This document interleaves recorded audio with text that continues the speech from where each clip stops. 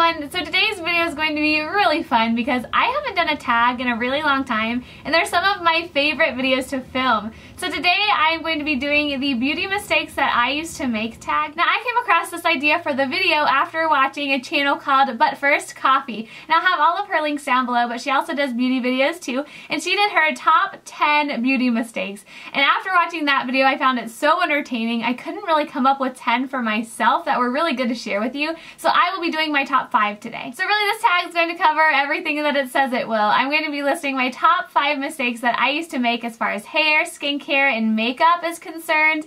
And I think it'd be really fun if you guys leave your mistakes down below from your past. We can all just laugh together, right? So I am not going to waste any time and we are going to hop into mistake number 1. And that is I never used to wash my face.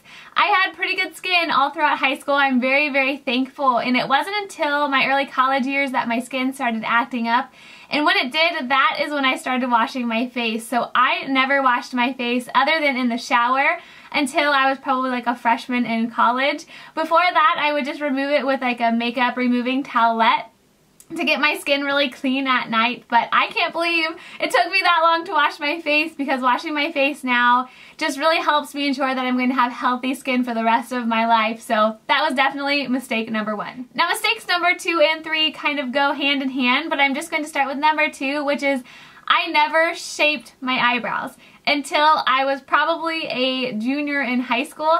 And I do want to say, like, kind of take this with a grain of salt, because I don't think a lot of girls really mess with their eyebrows a lot when they're young, and I don't blame them, but it's just something looking back on now that I do it, I've noticed such a big difference. So yeah, I never touched my eyebrows as far as shaping them or anything like that until I was about a junior in high school. And that's kind of when threading was going around. I went and got my eyebrows threaded because all of my friends were, and it really did make a huge difference. I never had super overly bushy eyebrows, but I remember going in, my mom's like, you don't need this, and then after we came out and we're like, oh my gosh, it's such a big difference, and it just really framed my face. And as far as how I do them now, I don't get them threaded anymore. They just ended up getting too thin after I had been keeping that up for about 6 months, and plus that costs money, so now I really just do them by myself. And if you guys want a tutorial on how I do my eyebrows, I'd be more than happy to show you. But yeah, definitely mistake number 2. Now I don't have much to say about mistake number 3 because I kind of touched on it a lot in number 2, but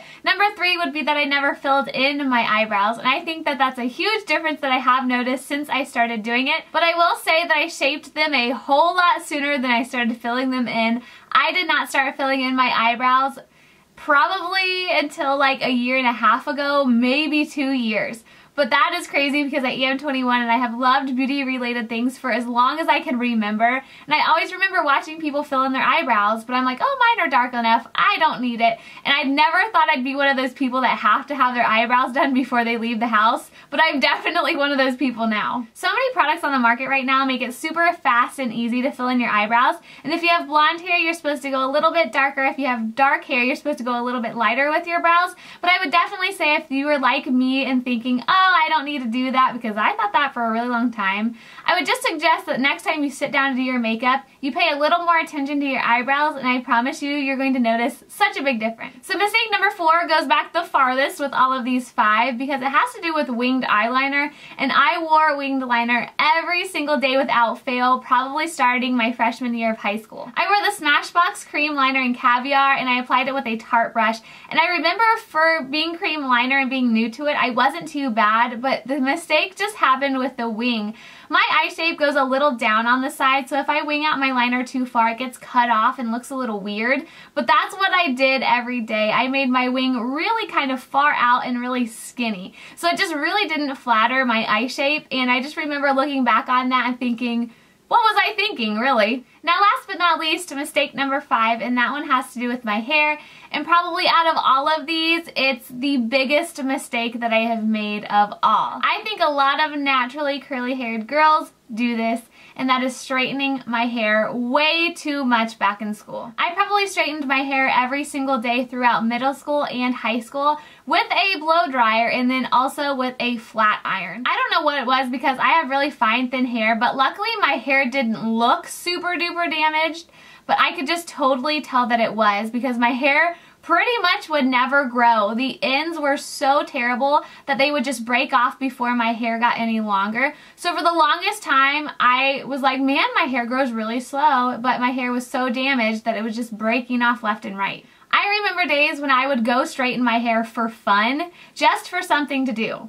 No heat protectant, and I just had to have it stick straight. I'm sure a lot of girls can really relate there because back in school, all girls had straight hair and it had to be perfectly straight or you thought your hair looked horrible. Now, it wasn't until my senior year in high school that I came to terms with my curly hair, and it really just came down to laziness, to be quite honest. We all have heard of senioritis, and that's exactly what happened to me. I just started waking up and showering in the morning instead of at night when I used to blow dry my hair, and I would just kind of scrunch it and go to school.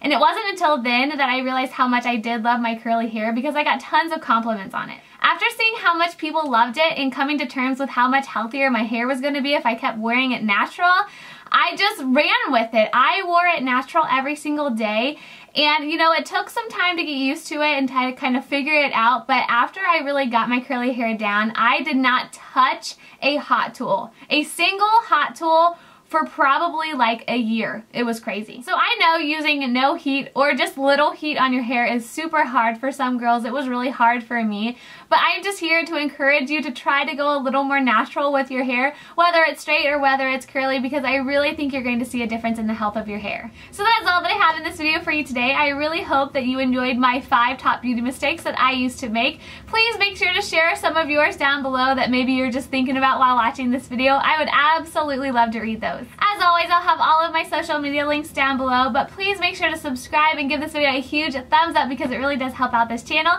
and shows me that you guys like these tag videos. I do want to say that the face that I'm wearing right now, I just shot a tutorial for, and that's going to be coming out right around Valentine's Day, and it's going to be another extra special collaboration with another YouTuber, so I'm so excited for you guys to see that. I hope you guys are having a wonderful day, and I can't wait to see you in my next video. Bye, everyone!